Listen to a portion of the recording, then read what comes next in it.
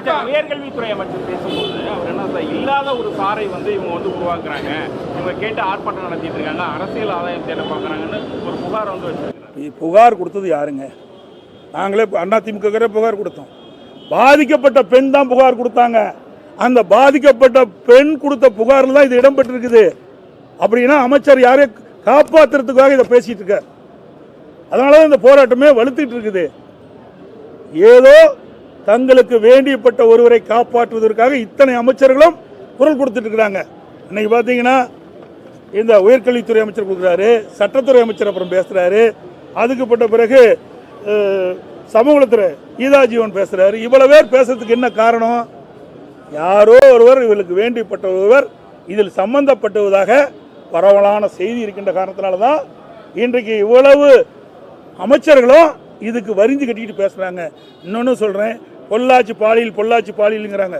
பொள்ளாச்சி பாலியல் நடைபெற்றவுடன் சிபிஐக்கு நான் ஹேண்ட் ஓவர் பண்ணேன். சிபிஐ விசாரிக்க வேணும்னு உத்தரவு போட்டேன். நீங்க என்ன பண்றீங்க? மாநில அரசாங்கம் பாலியல் வன்கொடுமைக்கு ஆளான பெண்ணுக்கு நீதி கிடைப்பதில்லை. அந்த பாலியல் இன்னைக்கு அண்ணா நகரில் ஒரு சிறுமி பாதிக்கப்பட்டாங்க. உதாரணத்துக்கு சொல்றேன், அந்த சிறுமி காவல் நிலையத்துக்கு போய் அண்ணா நகர் அனைத்து மகளிர் காவல் நிலையத்துக்கு புகார் கொடுக்குறாங்க. மெத்தனை போக்கள் இருக்கிறாங்க. அப்புறம் வேறொரு காவல் நிலையத்தில் அதை மாற்றுறாங்க. இதையெல்லாம் செய்தி வெளி வந்த பிறகு உயர்நீதிமன்றம் தானாக முன் வந்து வழக்கை எடுத்து சிபிஐக்கு இந்த வழக்கு விசாரிக்கிறாங்க. அப்படி சிபிஐக்கு விசாரிக்கின்ற அந்த வழக்கை ஏன் இந்த அரசாங்கம் உச்ச நீதிமன்றத்தில் மேல்முறையீடு செய்கிறீங்க? சிபிஐ விசாரிக்கலாம்ல. அடியில் கனமளம் இருந்தாலும் வழியில் பயம், உங்களுக்கு தான் எந்த தடங்களும் இல்லையா? யாரை காப்பாற்றுவதற்காக உச்ச நீதிமன்றத்தில் மேல்முறையீடு செஞ்சீங்க? இப்படிப்பட்ட சம்பவம் எல்லாம் இந்த ஆட்சியில் நடைபெற்றுக் கொண்டிருக்கின்றது. பெண்களுக்கு பாதுகாப்பு கிடையாது, சிறுமிகளுக்கு பாதுகாப்பு கிடையாது, மாணவிகளுக்கு பாதுகாப்பு கிடையாது, பெண்களுக்கு பாதுகாப்பு, ஒட்டுமொத்தமாக தமிழ்நாட்டு மக்களுக்கு பாதுகாப்பு இல்லை.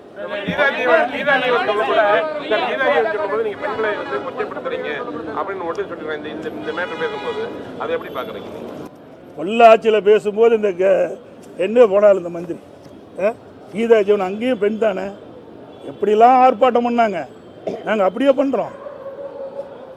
இன்றைக்கு பாதிக்கப்பட்ட பெண் கொடுக்கப்பட்ட புகார் செய்தியில் வெளியில் லீக்கேஜ் ஆகிட்டுது. அதில் இருக்கிற தகவல் அடிப்படையில் தான் நாங்கள் கேட்குறோம் யார் அந்த சார் என்று. ஏன் இவ்வளவு பயம் உங்களுக்கு? யாரை காப்பாற்றுவதற்காக இந்த அரசாங்கம் இவ்வளவு முயற்சி செய்யுது, காவல்துறை இவ்வளவு முயற்சி செய்யுது. நிச்சயமாக அனைத்து இந்திய அண்ணா திராவிட முன்னேற்றம் ஆட்சிக்கு வரும். அப்பொழுது இதற்கெல்லாம் தீர்வு காணப்படும்.